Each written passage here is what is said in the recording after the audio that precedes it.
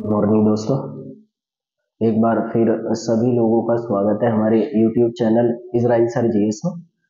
और जैसा कि आप हम सब लोग मिलकर बात कर रहे हैं कि किस प्रकार भारत में नदियों का उद्गम हुआ और नदियों का विस्तार किस प्रकार हुआ और वो किन किन राज्यों से होकर या फिर किन किन आपकी देशों से होकर वो नदियां आपकी मुख्य रूप से प्रवाहित होती। इन्हीं मुद्दों को लेकर शायद हम लोग ज्योग्राफी में बात कर रहे हैं। ज्योग्राफी की कुछ क्लासेस आपकी हो चुकी हैं, जैसा हम लोगों ने आपकी कॉस्मोस ब्रह्मांड के बारे में पढ़ चुके हैं। उसके बाद शायद हम लोगों ने पढ़ा होगा ब्रह्मांड में अगला टॉपिक था असेंबलिंग ऑफ स्टार्स, यानी तारों का निर्माण आपकी कैसे हुआ, तारों की मृत्यु कैसे होती है, आपकी डेथ ऑफ स्टार्स। उसके बाद हम लोगों ने आपकी हमारी एक और टॉपिक पर बात करी होगी और वो आपका रिलेटेड था सूर्य का उद्गम कैसे हुआ, सूर्य कैसे बिहेव करता है, सूर्य कितनी परतों से मिलकर बना होता है, या सोलर इक्लिप्स या सूर्य ग्रहण कैसे होता है। उसके बाद हमने एक बीच में बहुत अच्छे बहुत ज्यादा महत्वपूर्ण टॉपिक पर बात करी और वो था 1857 1857 की क्रांति। उसके अतिरिक्त हम लोगों ने आपकी हमारी अब ज्योग्राफी में वापस आपकी क्लासेस स्टार्ट करी और कल से लेकर हम लोग लगातार आप लोग पढ़ ही रहे हैं कि जोशीमठ को लेकर आपकी एक तरीके से बहुत बड़ा एक मुद्दा बना हुआ है उत्तराखंड में, और उसी को लेकर हम बेस मानकर नदियों को लेकर बात करें कि किस प्रकार भारत में आपकी नदियों का उद्गम हुआ और किस प्रकार नदियां बहती। तो कल हम लोगों ने सब लोगों ने आपकी हमारी मिलकर बात करी थी कि भारत में आपकी गंगा नदी जो है, इस नदी के बारे में पूर्ण डिटेल के बारे में हम लोगों ने बात करी। और देखो, मैं आप लोगों से बार बार यही कोशिश कर रहा हूँ बताने की कि कृपया करके आपने शायद कभी इतनी डिटेल में गंगा नदी के बारे में ना पढ़ा होगा, ना आपने कभी भी आपकी किसी से भी सुना होगा। और कल हमने उतने समय में जितने भी समय में हम लोगों ने आपकी पूरी नदियां पढ़ाकर निकल जाते हैं लोग बाग, हमने डिटेल के साथ नदियों का उद्गम कैसे होता है, हिम नदी ग्लेशियर कैसे होता है, गंगा नदी कैसे आपकी गंगा कहलाई, उसमें कितनी नदियों का आपकी हमारी संगम है, कितनी नदियां आकर उसमें आपकी मिल जाती हैं, उसकी सहायक नदियां क्या होती हैं, उन पे मैंने आपको पूरी डिटेल में समझाया है। ऐसे ही करके हम आज की क्लास में भी अगली नदियों से रिलेटेड बातें करेंगे और आज बहुत सारा हम सिलेबस कंप्लीट करेंगे। तो कृपया करके सभी लोगों से गुजारिश है कि सभी लोग ज्यादा से ज्यादा हमारे इस चैनल के बारे में लोगों को बताएं और बहुत ज्यादा लोग सभी लोग सबसे ज्यादा आपकी हमारी मिलकर सब्सक्राइब करें। जिन भी क्लासेस को हम लोग पढ़ रहे हैं उन्हें सभी ग्रुप में अपने शेयर किया करें, बहुत अच्छे से आप लोग सभी लाइक करें। और जिस भी टॉपिक से रिलेटेड अगर आपको कोई भी क्वेरी है, कोई भी दिक्कत है, कोई भी परेशानी है, तो कमेंट सेक्शन में अपने कोई भी आपकी हमारी दिक्कत है उसे लिख सकते हैं, उसे बता सकते हैं और हम लोग सब मिलकर कोशिश करेंगे कि उस परेशानी को हम सोल्व करें। लेकिन मैं आपसे बार बार कह रहा हूं कि जिन भी टॉपिकों पर हम बात करें, कृपया करके आप उन टॉपिकों को बस ऐसे ही पढ़ते रहें। बड़े वैल्यूबल, बड़े महत्वपूर्ण है, संपूर्ण जानकारी आपकी इनमें दी जा रही है, तो इन्हें बेस मानकर अपने नोट्स भी बनाएं। बिना नोट्स बनाए कृपया करके पढ़ाई ना करें, नोट्स बनाएं और कोशिश करें कि पूरे नोट्स आपके हों, क्योंकि बिना लिखे पढ़ाई नहीं होती है। उनके अच्छे से ज्योग्राफी पूरी मैं ज्योग्राफी करा के जाऊंगा आपके यहाँ, उसके बाद अगला सब्जेक्ट हम स्टार्ट कर देंगे और जो भी खबरें बीच बीच में आएंगी जनरल अवेयरनेस की, उन पर हम लगातार बात करेंगे। कोशिश करेंगे कि पर डे आपको पर डे की समसामयिक या करंट अफेयर्स की घटनाएं पर डे बता दिया करें। तो कोशिश करेंगे हम लोग आने वाले समय में कि शाम के टाइम जो इवनिंग आपकी हमारी समय होता है उसमें एक क्लासेस छोटी सी करंट अफेयर से रिलेटेड आप लोगों को प्रोवाइड किया जाएगा। तो कोशिश करेंगे हम कि आज या कल से आप लोगों को ऐसी क्लासेस हम लोग प्रोवाइड कराने लगे। लेकिन कृपया करके आप सब लोग हमारे इस चैनल को सबसे ज्यादा मिलकर आपकी सब्सक्राइब कराने की कोशिश करें, लोगों को बताएं कि इस प्रकार अगर पढ़ें तो आप लोगों को सक्सेस मिल जाएगी, आपकी सियोरिटी है। तो सभी ग्रुप में इन क्लासेस को आप शेयर कर दिया करें और लोगों से कहें कि सब्सक्राइब करें और लाइक का बटन प्रेस किया करें। और जो भी लोग हमारे इस चैनल के साथ नहीं जुड़ रहे हैं वो कृपया करके सभी लोग बेल आइकन को दबा दिया करें। जैसे ही हमारी क्लास आपकी अपलोड हुआ करेगी वैसे ही आपको उसका नोटिफिकेशन प्रोवाइड कर दिया जाएगा। तो कृपया करके सब्सक्राइब करें ज्यादा से ज्यादा लोग मिलकर और सभी ग्रुपों में सभी लोगों से आपकी मिलकर इसे शेयर करें। अगले टॉपिक पर हम लोग नदियों का सेकंड पार्ट हम लोग आपकी हमारी शुरू करने वाले हैं। जो हमने कल नदियां पढ़ी थी उनमें हम गंगा के बारे में आपकी पढ़ चुके थे और आज पार्ट सेकंड आपकी हमारी इसका शुरू करते हैं। ज्योग्राफी की क्लास है और ज्योग्राफी में हम लोग एक सब्जेक्ट के रूप में आपके कहने पर हमने आपकी स्टार्ट किया है, तो उसी पूरी ज्योग्राफी से हम लोग आपकी हमारी बात करें। कल हमने गंगा नदी पूरी कंप्लीट कर ली थी। आज की क्लास में हम सब लोग आपकी हमारी मिलकर बात करेंगे अगली नदी के बारे में। और कल जैसा कि हम लोग बात कर रहे थे कि जो ब्रह्मपुत्र नदी होती है, इस नदी से रिलेटेड आपकी जो भी बातें हैं उनसे रिलेटेड हम लोग आपकी हमारी कोशिश करेंगे करने की। देखो कल हम लोगों ने पढ़ा होगा कि गंगा नदी का उद्गम उत्तराखंड से हुआ। शुरुआत में उसको भगीरथी बोला गया, उसके बाद वो नदी आगे जब आपकी हमारी जाती है तो अलकनंदा से जाकर देवप्रयाग में मिलती है और उसके बाद आपकी अलकनंदा और आपकी भगीरथी का जो संयुक्त रूप होता है उसको गंगा कह दिया जाता है। उसके बाद जब आगे की तरफ बहते हैं और उसके बाद जब आपकी रुद्रप्रयाग में पहुंचते हैं तो रुद्रप्रयाग से आपकी केदारनाथ की ओर बहने वाली एक नदी होती है मंदाकिनी। मंदाकिनी नदी आपकी वो भी आपकी नदी अलकनंदा में मिल जाती है और उसके बाद वो आगे की तरफ आपकी बह जाती है। उसके बाद कर्णप्रयाग में पिंडर नदी इनमें आकर मिल जाती है और संयुक्त रूप आपकी हमारी गंगा आगे बढ़ जाती है, मैदानी भागों में हरिद्वार में प्रवेश कर जाती है। पहले उत्तराखंड में बहती है, उसके बाद उत्तर प्रदेश में आकर आपकी बिजनौर जिले में आकर एंट्री कर लेती है और उसके बाद लगभग 1450 किलोमीटर की लंबाई उत्तर प्रदेश में तय करती है। उसके बाद झारखंड में, उसके बाद आप बिहार में, उसके बाद झारखंड में और उसके बाद पश्चिम बंगाल में आपकी हमारी भाई बहती हुई आगे बांग्लादेश में चली जाती है। बांग्लादेश में पद्मा के नाम से इसको जानते हैं। और बांग्लादेश में गंगा नदी आपकी किस नदी में जाकर मिल जाती है? ब्रह्मपुत्र में। और इनकी जो संयुक्त आपकी हमारी जलधारा होती है उस जलधारा को क्या बोला जाता है? आपकी मेघना। मेघना जलधारा आपकी अपना बंगाल की खाड़ी में गिरने से पहले आपकी अपने मुहाने पर गाद और मिट्टी को छोड़कर चली जाती है और गाद और मिट्टी का जो एक संयुक्त रूप होता है उसको क्या बोल दिया जाता है? डेल्टा। और ये दुनिया का सबसे बड़ा डेल्टा बनाती है, जिसको सुंदरबन डेल्टा। उसका 2/3 भाग बांग्लादेश में है और 1/3 भाग भारत के हिस्से में पड़ता है। और गंगा नदी की टोटल लंबाई 2525 किलोमीटर और इस प्रकार गंगा नदी आपकी समाप्त हो जाती है। भारत की पवित्र नदी है, होली रिवर है, इसको भारत की राष्ट्रीय नदी 2008 ईस्वी में घोषित किया गया। और गंगा नदी में पाई जाने वाली डॉल्फिन जो होती है उसको 2009 ईस्वी में इसको भारत का राष्ट्रीय जलीय जीव घोषित किया गया था। इसकी कुछ सहायक नदियां पड़ी थी जो उत्तर की ओर उत्तर से आकर इसको मिल जाती है, कुछ दक्षिण की ओर बाएं हाथ से या आपकी दाएं हाथ से आकर इसमें मिल जाती है। उनके बारे में भी हम लोगों ने आपके डिस्कशन करा। तो कृपया करके उसको एक मेमोराइज तरीके से आप लोग पढ़ें, अच्छी तरीके से आप देखें और अपने नोट्स क्रिएट करें। अगले टॉपिक पर हम बात करेंगे नदियों के बारे में, ब्रह्मपुत्र नदी। अब देखो ब्रह्मपुत्र नदी के बारे में हम लोग आपकी हमारी शुरू करने वाले। कल मैं आप लोगों को बता ही चुका था कि नदियां जहां से भी निकलती हैं उन नदियों का आपकी उद्गम बिंदु जो होता है उसको क्या बोला जाता है? आपकी हिमनद या ग्लेशियर बोलते हैं। अब देखो अगर हम इसके बारे में अगर हम बात करेंगे ब्रह्मपुत्र नदी, देखो ध्यान से आपकी एक बार चित्र देख लोगे तो आपकी और ज्यादा बेहतर तरीके से आप लोगों की समझ में आ जाएगा। देखो मैं यहाँ चित्र कोशिश करते हैं हम लोग कि आपकी हमारी पूरी तरीके से आपका हमारा जो चित्र है वो आपका हमारी आपके लिए बना दिया जाए। देखो एक तरीके से ये आपकी हमारी भारत का हिस्सा है। इस भारत के हिस्से को अगर हम जानते हैं तो यहाँ आप लोगों ने आपकी हमारी देखा ही होगा कि ये आपकी चीन का क्षेत्र है, ठीक है। अब चीन के क्षेत्र के पास की आप लोग आपकी हमारी सभी जानते हैं कि ये वाला आपकी हमारी जो चीन का क्षेत्र होता है, इस चीन के क्षेत्र के साथ ही आपकी हमारी एक क्षेत्र लगा हुआ होता है और जिस वाले क्षेत्र का नाम है आपकी तिब्बत, है ना।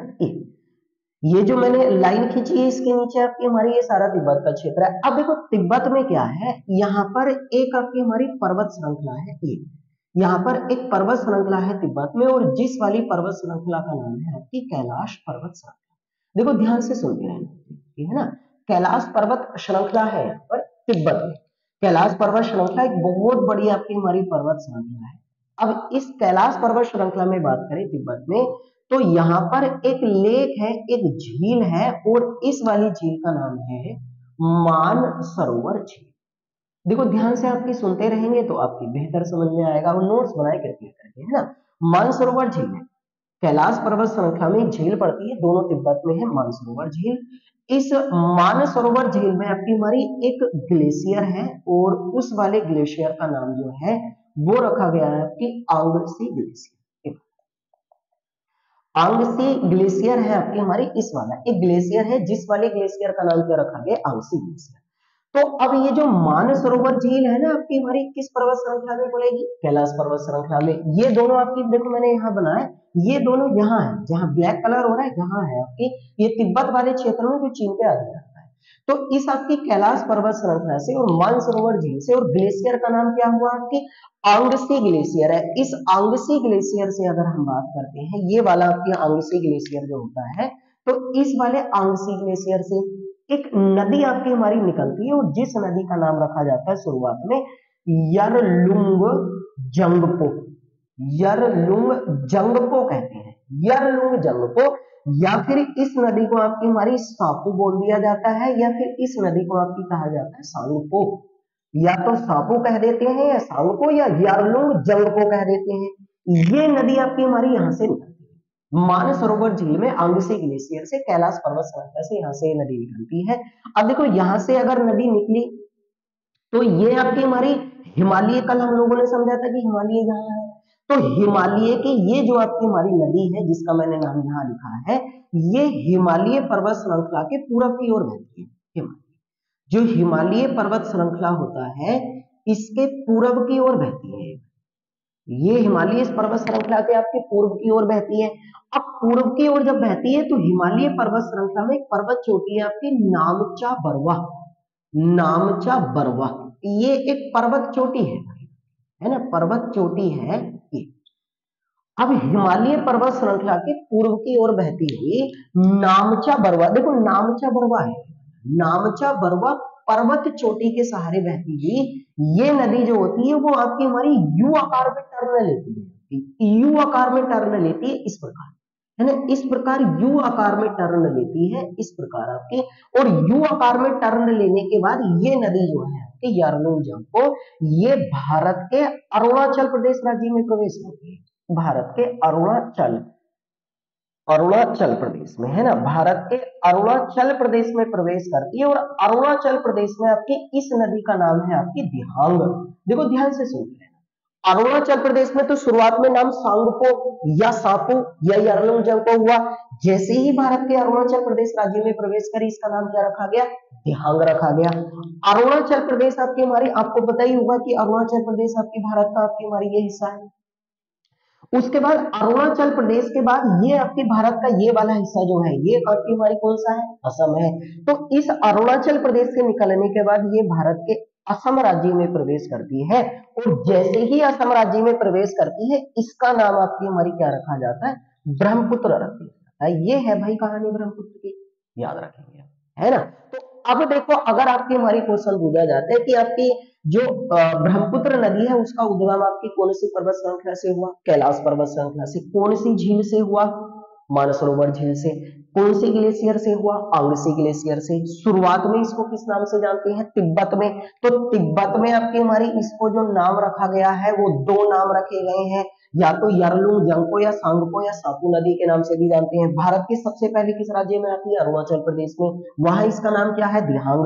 उसके बाद भारत के किस राज्य में आती है, असम में। और पहली बार आपकी ब्रह्मपुत्र नदी को ब्रह्मपुत्र किस आपके राज्य में कहा जाता है, असम राज्य में कहा जाता है। ये है आपके टोटल आपकी हमारी जो भाई ब्यौरा है, ये है ब्रह्मपुत्र नदी का, है ना। तो ये वाली चित्र यहाँ से आपकी निकली, यहाँ एंट्री करी, उसके बाद यहाँ, और उसके बाद आपकी हमारी किस देश में चली जाती है, ये यहाँ आपकी हमारी बांग्लादेश में आपकी प्रवेश कर जाती है, और बांग्लादेश में जाने के बाद किस नदी में मिल जाती है, आपकी गंगा नदी, ये और जाके बंगाल की खाड़ी में जाकर आपकी समाप्त। आई कुछ बात समझ में। अब देखो यहाँ चित्र से अगर आपकी हमारी समझ में आ गया हो तो हम लोग आपकी हमारी, मैं अब आप लोगों को आपके यहाँ बता देता हूँ इसका पूरा ब्यौरा जो है। अब आप लोग आपके हमारी लिख लें क्योंकि आपको समझनी तो है चीजें। अब देखो जितनी बेहतर तरीके से आपकी समझ में आ जाएंगी उतनी सही है। अब मैं आपको यहाँ एक एक करके क्वेश्चन समझा देता हूँ सारा। तो इसका मतलब आपकी हमारी ये है कि ब्रह्मपुत्र नदी का उद्गम, ब्रह्मपुत्र नदी का उद्गम किस स्थान से हुआ है, अगर ये पूछा जाता है तो आंसर आएगा आपकी हमारी तिब्बत के कैलाश पर्वत श्रृंखला, कैलाश पर्वत श्रृंखला में स्थित मानसरोवर झील से, मानसरोवर झील से, है ना।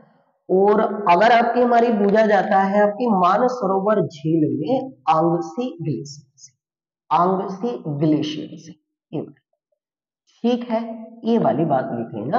मैं एक चीज और बता देता हूँ, देखो ब्रह्मपुत्र नदी के साथ साथ आपकी एक नदी है आपकी सिंधु, आगे हम पढ़ेंगे, और एक नदी है आपकी हमारी सतलज, इनको भी याद रखना। तो इसका मतलब सिंधु, सतलज और ब्रह्मपुत्र, इन तीनों नदियों का उद्गम जो है वो तिब्बत के कैलाश पर्वत श्रृंखला के मानसरोवर झील में स्थित आंगसी ग्लेशियर से हुआ, तीनों नदियों का। तो सिंधु, सतलज और ब्रह्मपुत्र को भी याद रखना, ब्रह्मपुत्र हम पढ़ ही रहे, सिंधु और सतलज को भी याद रखना है ना। इस आपकी ब्रह्मपुत्र नदी को तिब्बत में किस नाम से जाना जाता है, तो तिब्बत में अगर नाम पूछा जाता है तो आपकी हमारी आएगा यरलुंग जंगपो, या फिर आपकी हमारी इसको कहा जाता है सांपू, या फिर इसको कहा जाता है आपकी सांगपो, ये वाला। तो ये भी नाम है, ये भी नाम है, और ये तीनों नाम इसके ये है आपके, है ना। ब्रह्मपुत्र नदी भारत में सबसे पहले किस राज्य में प्रवेश करती है, तब आंसर आएगा आपकी अरुणाचल प्रदेश में। और अरुणाचल प्रदेश में आपकी हमारी जब प्रवेश करती है तो अरुणाचल प्रदेश में इसे किस नाम से जाना जाता है, तब आपका आंसर आएगा भैया इसका आपकी दिहांग। दिहांग इसका आपकी आंसर है, सही है। उसके बाद हमारे भारत में अरुणाचल प्रदेश के बाद ये भारत में आपकी जो है, भारत में असम राज्य में प्रवेश करती है, और असम राज्य में आपकी हमारी प्रवेश करने के बाद इसका जो नाम है वो पहली बार आपकी हमारी क्या रखा जाता है आपकी, तब आंसर आएगा आपकी ब्रह्मपुत्र। तो ब्रह्मपुत्र को ब्रह्मपुत्र पहली बार आपकी हमारी किस राज्य में कहा गया, तब आंसर आपकी हमारी क्या आएगा, असम राज्य में। तो भारत के कितने राज्यों से होकर बहती है, 2 राज्यों से होकर आपकी हमारी तिब्बत से इस नदी का उद्गम हो, तिब्बत की मानसरोवर झील में आंगसी ग्लेशियर में कैलाश पर्वत श्रृंखला से 3 नदियों का आपकी हमारी उद्गम हुआ है ना। उसके बाद आपकी हमारी भाई एक तो हुआ आपकी हमारी भैया तिब्बत, उसके बाद आपकी हमारी भारत के अरुणाचल प्रदेश में, उसके बाद असम। असम से होती हुई ये नदी जो है आपकी, होती हुई ये नदी जो है आपकी फिर बांग्लादेश में चली जाती है, बांग्लादेश में। और अब अगर बांग्लादेश में आपकी हमारी मालूम किया जाता है तो बांग्लादेश में इसका जो नाम है आपकी हमारी वो जमुना के नाम से आपकी हमारी इसको जाना है। तो बांग्लादेश में आपकी जैसे गंगा को पद्मा कहते हैं, वैसे बांग्लादेश में आपके भैया इस नदी को, ब्रह्मपुत्र को जमुना के नाम से जाना जाता है। और बांग्लादेश में जाने के बाद ये नदी जो आपकी हमारी ब्रह्मपुत्र होती है, कल हम लोगों ने इसके बारे में डिस्कशन कर ही लिया है, जिन लोगों ने नहीं देखी है प्लीज कृपया करके कल की क्लास देख लें। ब्रह्मपुत्र नदी आपकी गंगा के साथ मिल जाती है और एक संयुक्त जलधारा आपकी हमारी मेघना बनाती है, और उसके बाद आपकी पूरी दुनिया का सबसे बड़ा डेल्टा आपकी सुंदरबन डेल्टा बनाती है। और उसके बाद आपकी हमारी ये दोनों नदियां जो होती हैं आपकी मेघना के नाम से, इस नाम से आपके किस स्थान पर जाकर अपने आप को समाप्त कर लेती है, बंगाल की खाड़ी में अपने आप को समाप्त कर लेती है। ये ब्रह्मपुत्र नदी का पूरा ब्यौरा हो गया। अगर इस नदी के बारे में हम बात करें तो ब्रह्मपुत्र नदी की जो टोटल आपकी लंबाई है वो है आपकी 2900 आपकी हमारी किलोमीटर, 2900 किलोमीटर इसकी लंबाई है। ये कितने देशों से होकर अगर हम प्रभावित होती है, तब आंसर आएगा आपकी हमारी 3। एक तो तिब्बत से आपकी हमारी इसका उद्गम हुआ, उसके अंतर्गत आपकी हमारी भारत में एंट्री करती है, 2 राज्यों में होकर बहती है, और उसके बाद आपकी बांग्लादेश में जाकर आपकी हमारी बंगाल की खाड़ी में गिरकर आपकी समाप्त हो जाती है ना। ये नदियां आपकी हमारी कुल मिलाकर आपकी ब्रह्मपुत्र नदी है। अब इस नदी के बारे में अगर हम बात करेंगे आपकी ब्रह्मपुत्र नदी की, तो कल मैंने आप सब लोगों को समझाया होगा कि हर एक जो बड़ी नदियां होती है उनकी कुछ नदियां आपकी हमारी क्या होती है, आपकी सहायक नदी होती है ना। कुछ नदी जो होती है उनकी आपकी हमारी क्या होती है, हेल्पिंग रिवर होती है, सहायक नदी। ऐसी नदी जिनका उद्गम तो किसी दूसरे स्थान से हुआ हो लेकिन आकर वो आपकी उस नदी में मिल जाती है, तो वो नदी आपकी क्या कहलाती है, सहायक नदी। जैसे कल हम पढ़ रहे थे यमुना नदी का उद्गम तो यमुनोत्री से हुआ है, लेकिन वो आकर बाद में इलाहाबाद में गंगा में मिल जाती है, तो यमुना किसकी सहायक नदी हुई, गंगा की। ऐसे ही करके अगर हम ब्रह्मपुत्र की सहायक नदियों के बारे में बात करेंगे तो इसकी ब्रह्मपुत्र नदी की सहायक नदियां हैं। जैसे एक नदी है आपकी जयमोली, ये याद जरूर करना। एक नदी है आपकी हमारी तीस्ता, एक नदी है आपकी हमारी इसमें कामेग, सुबनश्री, धनश्री, लोहित, संकोश, दिहांग, दिसांग, मानस। देखो ये जरूर याद, सहायक नदी आपको जरूर आती है, बहुत जरूरी होता है याद रखना। देखो इसका मतलब आपकी हमारी इनके बारे में बात करें तो जयमूली है, तिस्ता है, कामेग है, सुबनश्री, धनश्री, लोहित, संकोच, दिहांग, दिसांग, मानस। ये किस नदी की आपकी हमारी सहायक नदियां हैं? सारी की सारी आपकी भाई वो नदियां आपकी ब्रह्मपुत्र नदी की आपकी हेल्पिंग रिवर माने सहायक नदियां हैं। अब इनमें आप लोगों ने कई बार सुना होगा तीस्ता नदी को लेकर आपकी, देखो मैं इसके बारे में स्पेशल इसलिए बता रहा हूँ क्योंकि तीस्ता नदी विवाद आपकी बहुत बड़ा विवाद है। तीस्ता नदी जो है आपकी, इसका उद्गम जो है ये आप लिख लेना क्योंकि एक बार पूछा गया था, इसका उद्गम जो है वो सिक्किम से हुआ। और सिक्किम में आप लोगों ने एक झील का नाम पढ़ा होगा आपकी, चोलामू झील। इस झील से आपकी हमारी किस नदी का उद्गम हुआ है आपकी भैया? सिक्किम में आपकी हमारी तीस्ता नदी का उद्गम हुआ। और ये नदी आगे जाकर आपकी किस नदी में मिल जाती है भैया? आपकी ब्रह्मपुत्र नदी में मिल जाती है। तो ये आपकी हमारी किसकी नदी है? सहायक नदी आपकी हमारी वो किसकी बताई गई है? वो बताई गई है भैया आपकी ब्रह्मपुत्र नदी की। अब देखो इनमें याद रखना, ये जो है ना आपकी हमारी जयमूली और सुबनश्री, ये दोनों नदियां आपकी अरुणाचल प्रदेश और असम में बहती है और उसके बाद वो आपकी हमारी ब्रह्मपुत्र नदी में मिल जाती है। मैं एक नदी आपको स्पेशल रूप में आप लोगों को मैं बताना चाह रहा हूँ, इस नदी के बारे में आपकी हमारी सब लिख रहे हैं आप लोग। एक नदी कई बार पूछ ली जाती है आपकी कि बराक नदी। देखो एक और है बराक नदी, ये इसकी सहायक नदी नहीं है, ये बात याद रखना आपकी, लेकिन ये पूछी जाती है क्यों? क्योंकि बराक नदी जो है आपकी हमारी, इसका उद्गम जो है बराक नदी का है ना, बराक नदी का उद्गम जो है वो मणिपुर राज्य से हुआ है, मणिपुर राज्य से। और ये नदी मणिपुर राज्य से उद्गम होने के बाद असम व मिजोरम, है ना, इन राज्यों से बहती हुई आपकी हमारी बांग्लादेश में चली जाती है। और बांग्लादेश में आपकी हमारी चले जाने के बाद ये अपने आप को बंगाल की खाड़ी में जाकर आपकी समाप्त कर, तो इस रीजन से बस याद रखना, कई बार ये क्वेश्चन पूछा जाता है कि निम्नलिखित में से अरुणाचल प्रदेश में कौन सी नदी आपकी नहीं बहती है? तो ये नदी है जिसका उद्गम मणिपुर से हुआ, असम और मिजोरम में बहती है, लेकिन अरुणाचल प्रदेश में नहीं बहती क्योंकि ज्यादातर सहायक नदियां जो है आपकी ब्रह्मपुत्र की, और स्वयं ब्रह्मपुत्र जो है वो अरुणाचल प्रदेश में बहती है। तो इस रीजन से आपकी हमारी, इसको भी आप लोग थोड़ा सा ध्यान रखें। ये टोटल ब्यौरा आपकी हमारी किस नदी के बारे में हुआ? ये टोटल ब्यौरा हुआ आपका हमारी ब्रह्मपुत्र नदी के बारे में। अब हम लोग आपकी हमारी अगर आगे चलते हैं तो देखो ब्रह्मपुत्र नदी के बाद आपकी हमारी अगली आपकी कुछ नदियां हैं जो मैं आप लोगों को आपकी बताना चाह रहा हूँ, इसलिए आपकी हमारी ध्यान से सुनना। पूरी डिटेल में हम लोगों ने आपकी ब्रह्मपुत्र नदी के बारे में समझ लिया। कृपया करके आप इसी फॉर्मेट में आप पढ़ा करें और कोशिश करा करें कि आपकी सब कुछ याद रहे आपकी, ठीक है ना। अब आप हेडिंग डालना आपकी हमारी, अगला हम टॉपिक के बारे में आपकी डिस्कशन करेंगे और वो टॉपिक होगा आपका हमारी भारत में दक्षिणी भारत की नदियां, है ना। अगला हेडिंग डाल लें आप लोग और थोड़ा सा हम आपकी हमारी आगे कैरी ऑन करेंगे दक्षिण भारत की नदियां।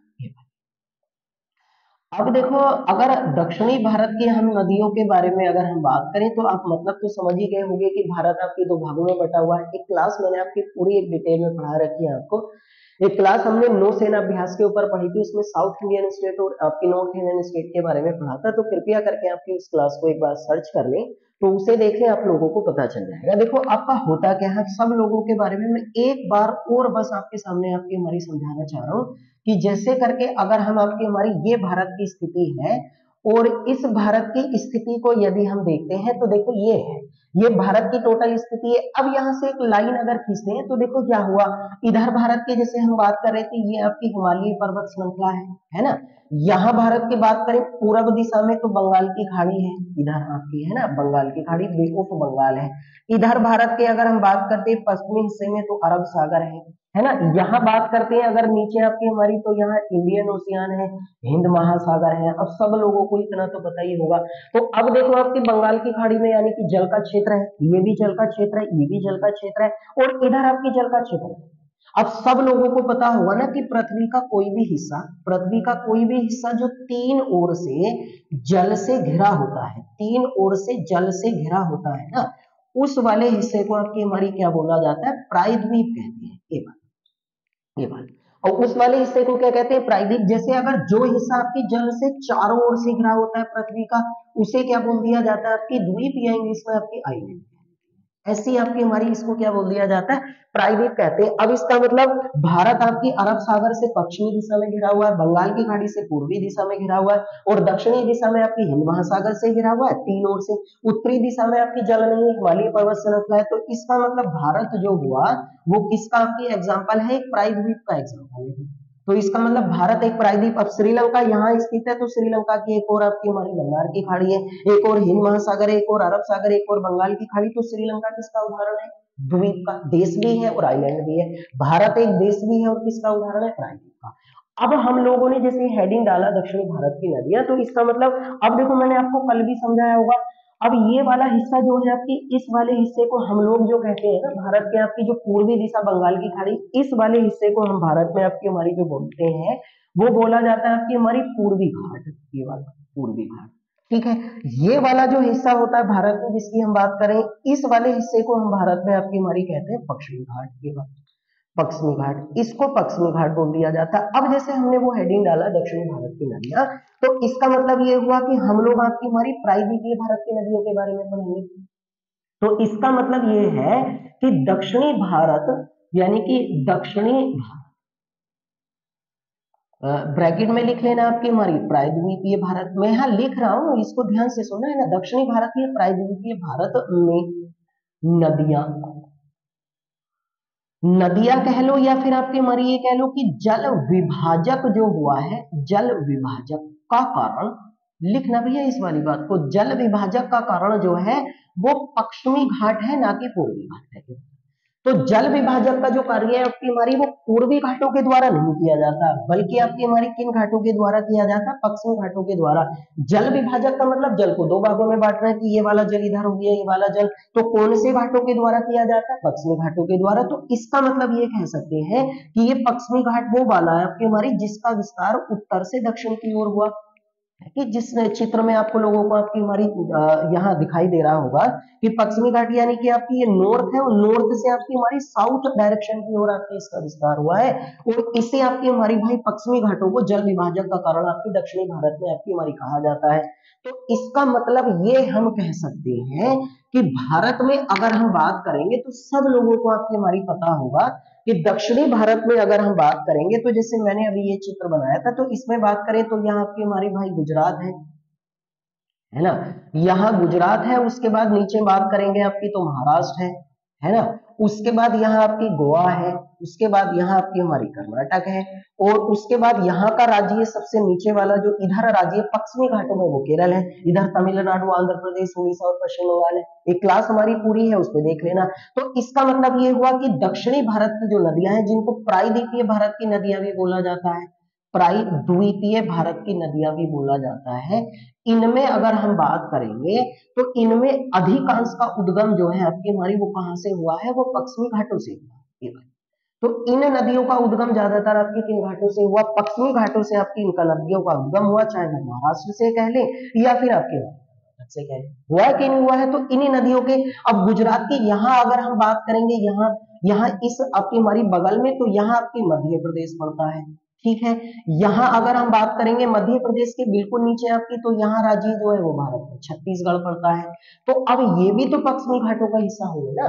तो इसका मतलब दक्षिणी भारत की जब हम लोग आपकी हमारी नदियां पढ़ेंगे, तो दक्षिणी भारत की नदियों में आपकी हमारी ज्यादातर नदियों का जो उद्गम है आपकी हमारी वो किस स्थान से हुआ है, वो आपकी हमारी प्रायद्वीपीय भारत से हुआ है। तो इसका मतलब आपकी हमारी दक्षिणी भारत की नदियों का सबका उद्गम जो है वो प्रायद्वीपीय भारत में, प्रायद्वीपीय भारत में वो पश्चिमी घाटों से हुआ है, पश्चिमी घाटों से, है ना।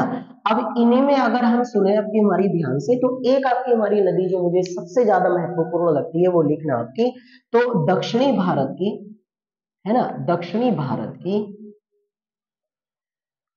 लंबाई के आधार पर, इसे आप लिख लें, लंबाई के आधार पर सबसे बड़ी नदी जो है, सबसे बड़ी नदी, है ना, सबसे बड़ी नदी जो है आपकी हमारी वो है गोदावरी। गोदावरी ये लिखे आपकी हमारी, है ना। गोदावरी नदी की टोटल अगर लंबाई के बारे में बात करें तो 1465 आपकी हमारी किलोमीटर है ये नदी।